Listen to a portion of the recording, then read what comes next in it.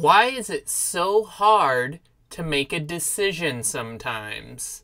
Today, I want to talk about making decisions. John Ray thinks about things, then he posts those thoughts to the internet.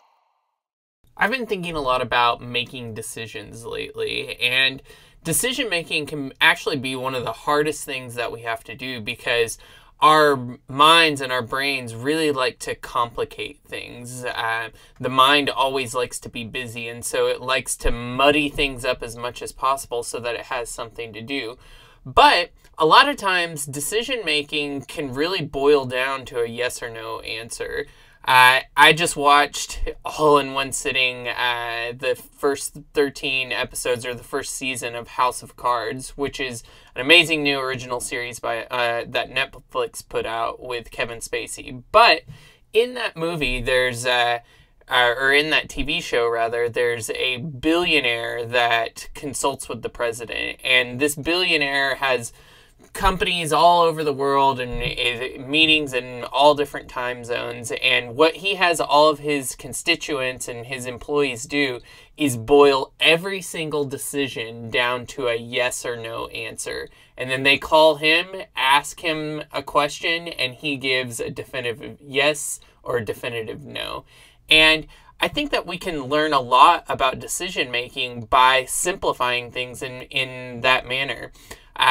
Too often, if we know that we should quit our job, or if we know that we should go and start a new project, or if we know that we're not starting a new project that we should, we give ourselves excuses, and our mind is really good at coming up with all of these different excuses as to why something isn't happening now but will happen in the future. But what happens is that as long as we're giving ourselves excuses, we never end up doing it in the future, because really, in reality, there is no past, there is no present, there's only right now. Right now, right now, right now, right now. And so if we're not working towards the things that we want to be doing in our life right now, then we're really saying that it's not that important. And so by boiling everything down to a yes or no question, it can really allow us a lot more leverage to cut through the bullshit, so to speak. So if you ask yourself, is this job what I want to be doing the rest of my life? And then take whatever answer comes to you instantly. A lot of times it's going to be no. And that is a very telling thing. If it's yes, then congratulations. You're working at a place and working towards the things that you want to be doing. But a lot of times we will find ourselves with a very honest answer to these questions when we boil it down to a yes or no. So something that I'm going to be trying over the next few weeks is boiling down some of the things that I've been working on into yes-no questions. Are you finished with your book? No, I'm not. Are you working towards it?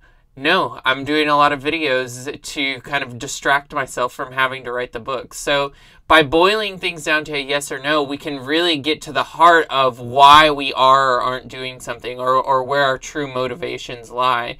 And that yes or that no can tell us a lot about ourselves. So I would encourage you to start simplifying things. Boil down some of the quote-unquote hard questions in your life to a yes-no answer and see if it brings you any clarity. For me, I've already gotten a lot of clarity using this yes-no solution, and it just goes to show that good TV, good movies, you can learn from everything around you. Life is just a big metaphor. So try boiling some of the harder questions down to a yes-no answer and report back on how it works for you. See if it brings you any clarity. I'm John Ray with TheyLaughdAtJulesVerne.com. Thanks for watching. When you watch a video and you like it, then you hit the thumbs up sign. And if you want to see more videos, then you better subscribe now.